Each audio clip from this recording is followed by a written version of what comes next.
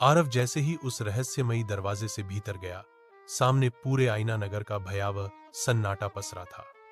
दिन का उजाला कहीं नहीं था। चारों तरफ धुंध और हड्डियां कंपा देने वाली ठंडी हवा।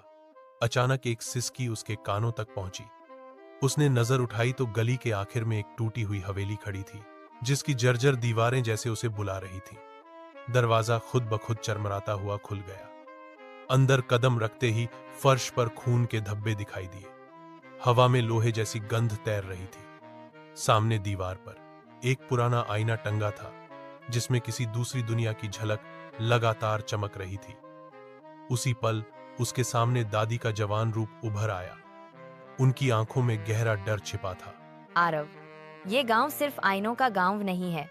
हर आईने के भीतर एक आत्मा कैद है, लेकिन इन आत्माओं को जीवित रहने के लिए बलि चाहिए।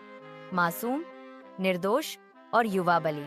सदियों से इस गांव में रहस्यमयी मौतें होती आई हैं। आरव का दिल जोरों से धड़कने लगा। उसने कांपती आवाज में पूछा, तो दादी, आपने भी?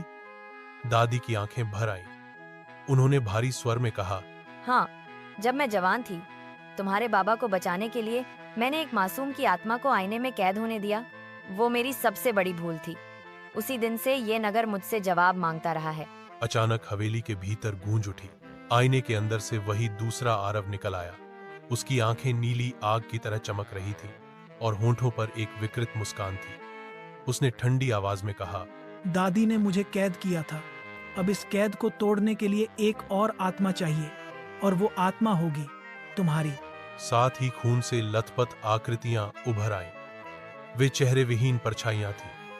उनकी फुसफुसाहट गूंज रही थी। एक आत्मा, एक बलि, एक आत्मा, एक बलि, एक आत्मा, एक बलि।